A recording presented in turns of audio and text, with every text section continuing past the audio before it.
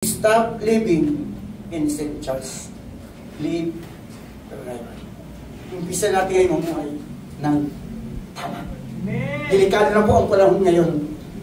Nasa huling panahon na po tayo. Ang susi na lang natin ngayon. Mga kapatid, iiwanan natin, tigilan na natin na mamuhay sa ilalim ng kasalanan. Mamuhay na tayo sa ibabaw ng katotohanan. Mamuhay na tayo ng tama. Sino ang tama? Walang iba.